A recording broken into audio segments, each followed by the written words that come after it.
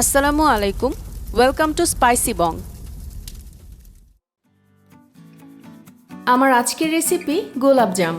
অনেকেই এই মিষ্টিটাকে লালমোহনও বলে থাকেন। আমি আমার রেসিপিতে প্রতিটি উপকরণ সুনির্দিষ্টভাবে মেপে নিয়েছি, তাই খুব সহজেই মিষ্টিটা অল্প সময়ের মধ্যে তৈরি করে ফেলতে পারবেন। আমার রেসিপিটি ভালো লাগলে একটা লাইক দিন ও আমার চ্যানেলটি সাবস্ক্রাইব করুন, যাতে আমার চ্যানেলের নতুন নতুন রান্নাগুলো পেয়ে যেতে পারেন। এবার চলুন পুরো রেসিপিটি দেখে নিই। প্রথমেই চিনির শিরাটা বানিয়ে রাখতে হবে। এর জন্য একটি পাত্রে আমি নিয়ে নিচ্ছি 1.5 কাপ চিনি। এটা কিন্তু মিষ্টির সব ধরনের প্রিপারেশনের আগেই আপনাকে রেডি রাখতে হবে, সেটা একটু খেয়াল রাখবেন। এবার এতে দিলাম 3টি এলাচ,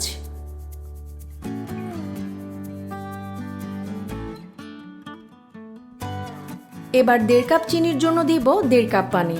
আমি যে পরিমাণ মিষ্টি তৈরি করছি তার জন্য 1.5 কাপ চিনি ও 1.5 কাপ পানির শিরাই কিন্তু যথেষ্ট।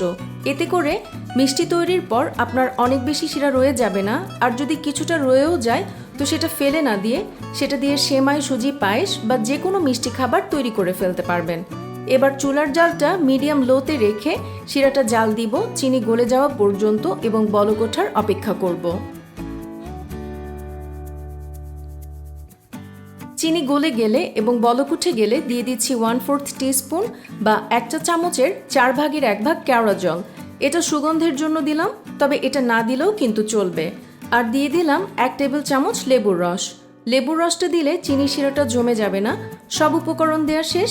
এবার চুলা অফ করে মিষ্টিগুলো বানিয়ে ফেলি চলুন। প্রথমেই একটি পাত্রে নিয়ে নিলাম একটি ডিম। ফার্মের মুরগির ডিম হলে বেছে বেছে বড় সাইজের একটি ডিম নেবেন, আর দেশি মুরগির ডিম হলে 2টি ডিম নেবেন, তাহলে মাপটা একদম ঠিক থাকবে।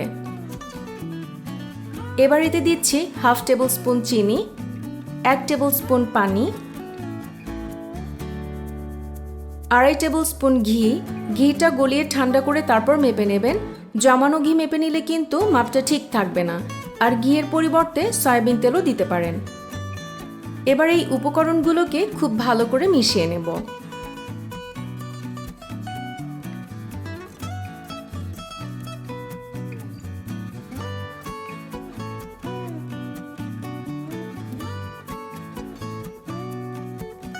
এবার শুকনো উপকরণগুলো মেপে নেব। প্রথমে নেব 3/4 cup full cream milk powder বা 1 কাপের 4 ভাগের 3 ভাগ মিল্ক পাউডার, অথবা কিচেন স্কেল দিয়ে মেপে নিলে 75 গ্রাম মিল্ক পাউডার।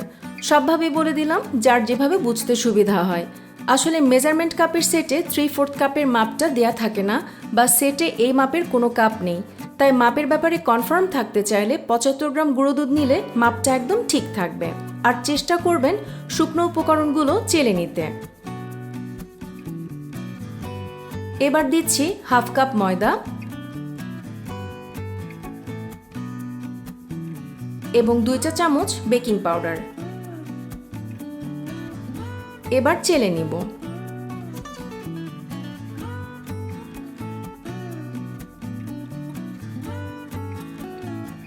চালা হয়ে গেলে খুব ভালো করে মিশিয়ে নেব।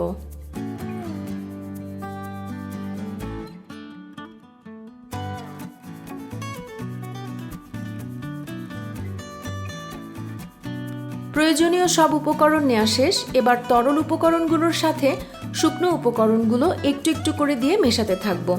আমি স্প্যাচুলা দিয়ে মিশিয়েছি, আপনারা চাইলে হাত দিয়ে মেশাতে পারেন। যেহেতু মিশ্রণটা স্টিকি হয়, সেজন্য আসলে আমি হাত না দিয়ে স্প্যাচুলা দিয়ে মিশিয়েছি। মিশ্রণটা সফট এবং কিছুটা স্টিকি হবে। যদি হার্ড হয় বা স্টিকি না হয় তাহলে কিন্তু মিষ্টি সফট হবে না। আমি প্রতিটি উপকরণের যে মাপ বলেছি সেটা হুবহু ফলো করলে মিশ্রণ হার্ড হবার বা স্টিকি না হবার কোনো কারণ নেই। তো উপকরণগুলোর মাপ একদম হুবহু ফলো করবেন।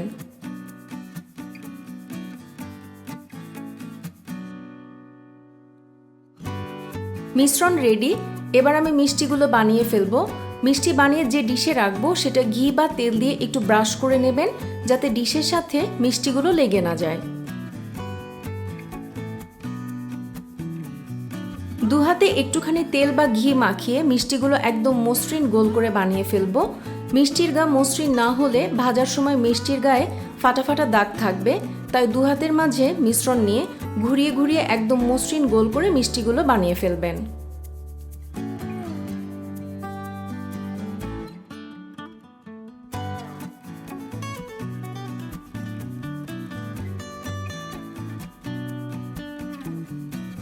আমি সবগুলো মিষ্টি বানিয়ে ফেলেছি।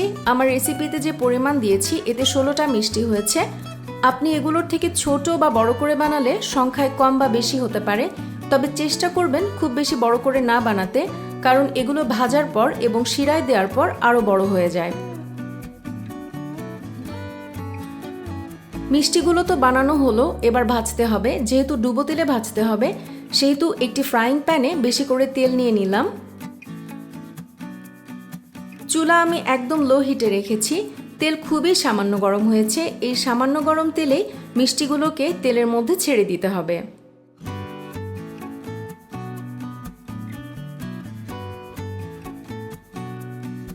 মিষ্টিগুলোকে তেলে ছেড়ে দেওয়ার পর চুলার জাল আমি বাড়িয়ে দিয়েছি, তবে সেটা কিন্তু মিডিয়াম লো থেকেও কিছুটা কম। এবার কিছুটা ডার্ক ব্রাউন হবার আগ পর্যন্ত মিষ্টিগুলোকে বারবার উল্টে পাল্টে ভাজতে হবে, নইলে যে কোনো এক পাশে কালার আসবে, অন্য পাশে কালার আসবে না।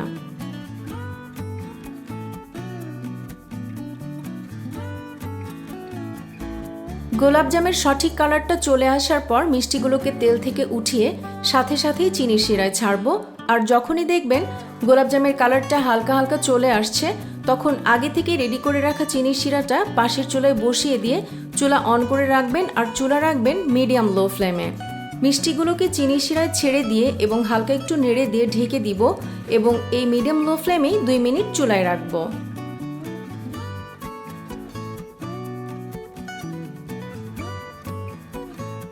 দুই মিনিট ঢেকে মিডিয়াম লো ফ্লেমে রাখার পর আরও 5-6 মিনিট একদম লো ফ্লেমে ঢেকে চুলায় বসিয়ে রাখতে হবে।